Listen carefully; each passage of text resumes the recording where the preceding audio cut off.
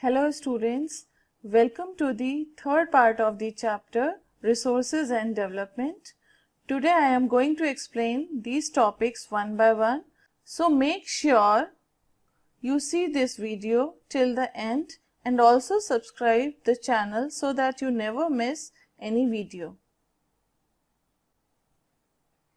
Now I am going to explain soil as a resource. As you know that soil is the most important renewable natural resource. It is the medium of plant growth and supports different types of living organisms on the earth. Then it takes millions of years to form, and various forces of nature such as change in temperature, actions of running water, wind and glaciers, activities of decomposers, etc. contribute to the formation of soil. Relief, parent rock or bedrock, climate, vegetation and other forms of life and time are important factors in the formation of soil. These factors are very important for the formation of soil. Then chemical and organic changes which take place in the soil play an important role. Soil also consists of humus, organic and inorganic materials. Students, you know that humus is the organic matter in the soil. It is made of dead parts of plants and animals. Classification of soils. India has varied relief features, landforms, climatic realms and vegetation types. These have contributed in the development of various types of soils. The first and the important soil is the alluvial soil. The entire northern plains are made of alluvial soil, and the alluvial soil is deposited by the three important Himalayan river systems, the Indus, the Ganga and the Brahmaputra. It is also found in a few areas of Rajasthan, Gujarat and eastern coastal plains, particularly in the deltas of the Mahanadi, the Godavari, the Krishna and the Kaveri rivers. This soil consists of various proportions of sand, silt and clay. And as we move inland towards the river valley, soil particles appear to be bigger in size, whereas in the upper side of the river valley, the soils are coarse. Alluvial soil is classified into two parts, old alluvial, which is also called Bangar, and the new alluvial, Khadar. Bangar soil contains conker nodules as well as Khadar. It has fine particles, and that's why Khadar is more fertile than the Bangar. Alluvial soils are very fertile, that's why they are highly cultivated and densely populated areas. These soils contain an adequate proportion of potash, phosphoric acid and lime, which are ideal for the growth of sugarcane, paddy, wheat and other cereal and pulse crops. Now another important soil, black soil. As the name denotes, the soil is black in color and is also known as regur soil. Climatic conditions along with the parent rock material are the important factors for the formation of black soil. This soil is ideal for growing cotton and is also known as black cotton soil. This type of soil is typical of the Deccan Trap region, spread over northwest Deccan Plateau and is made up of lava flows. The soil covers the plateaus of Maharashtra, Saurashtra, Malwa, Madhya Pradesh and Chhattisgarh and extends in the southeast direction along the Godavari and the Krishna valleys. The black soils are made up of extremely fine, that is clay material, and well known for their capacity to hold moisture. As the soil is very fine and it has the capacity to hold moisture. Black soil is rich in calcium carbonate, magnesium, potash and lime.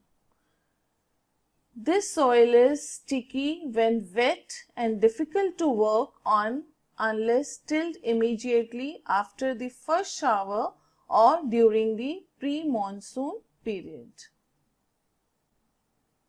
Next soil is red and yellow soil. This type of soil develops on crystalline igneous rocks in areas of low rainfall in the eastern and southern parts of the Deccan Plateau. These soils develop a reddish color due to diffusion of iron in crystalline and metamorphic rocks. It looks yellow when it occurs in a hydrated form. Found in parts of Orissa, Chhattisgarh, southern parts of the Middle Ganga plain and along the Piedmont zone of the Western Ghats. Students, Piedmont means at the base of a mountain. Now the laterite soil. The laterite soil develops in areas having high temperature and heavy rainfall. This soil is the result of intense leaching due to heavy rain. Laterite soil is acidic in nature as the pH value is less than 6 and generally deficient in plant nutrients. This type of soil is found mostly in southern states, Western Ghats region of Maharashtra, Orissa, some parts of West Bengal and northeast regions. In this soil, the humus content is very low, but the soil is useful for growing tea and coffee. Arid soil. As the name suggests, arid means dry. Arid soils range from red to brown in color. This soil is generally sandy in texture and saline in nature. In some areas, the salt content is very high and common salt is obtained by evaporating the water. In dry regions or the regions having high temperature, the evaporation is faster. Then, arid soil lacks humus and moisture. The lower horizons of the soil are occupied by conker because of the increasing calcium content downwards.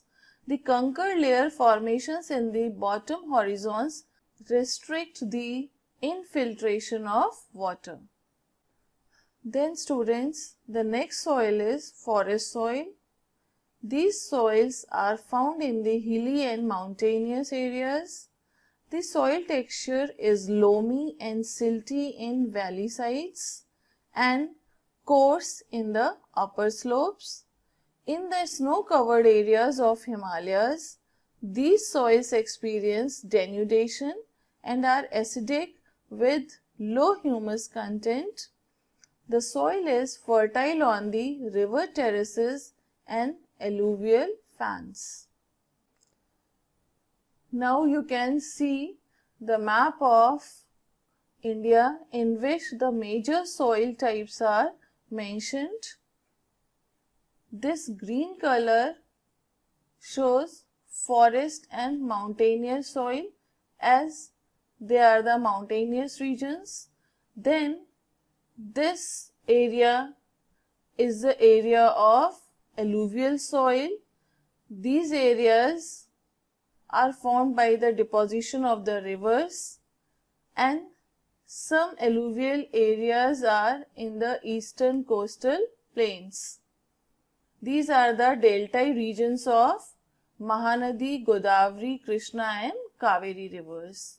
Then red and yellow soil are found in these regions, Deccan Plateau regions, as well as in some parts of the northeastern areas. Then black soil, as you can see, the Maharashtra, Madhya Pradesh, some parts of Gujarat, these are the black soil regions. Then laterite soil. Laterite soil is found in few areas of our country. Here are these regions. Then arid. Arid found in the dry regions, and as you can see, these areas are the desert areas. Now the next topic is soil erosion and soil conservation. As you know that soil erosion, what is soil erosion? It is the removal of topsoil, which is very important for the plants, which also contains humus, and that removal of topsoil is called soil erosion. The denudation of the soil cover and subsequent washing down is described as soil erosion. The soil erosion is caused due to human activities like deforestation, overgrazing, construction and mining, etc. Also, there are some natural forces like wind, glacier and water which lead to soil erosion. Soil erosion is also caused due to defective methods of farming. Soil erosion caused by these forces of nature, wind, glacier and water. The running water cuts through the clay soils and makes deep channels as gullies. The land becomes unfit for cultivation and is known as bad land. When water flows as a sheet over large areas down a slope and the topsoil is washed away, it is known as sheet erosion. Wind blows loose soil off flat or sloping land known as wind erosion. Different ways for soil conservation. How can we conserve the soil? Plowing along the contour lines decelerate the flow of water down the slopes. This is called contour plowing. Then terrace cultivation restricts erosion. This type of agriculture practice is done in western and central Himalayas, mainly in the mountainous regions. Terraces are formed and this terrace cultivation restricts erosion. When a large field is divided into strips and strips of grass are left to grow between the crops, then this breaks up the force of the wind. This method is known as strip cropping.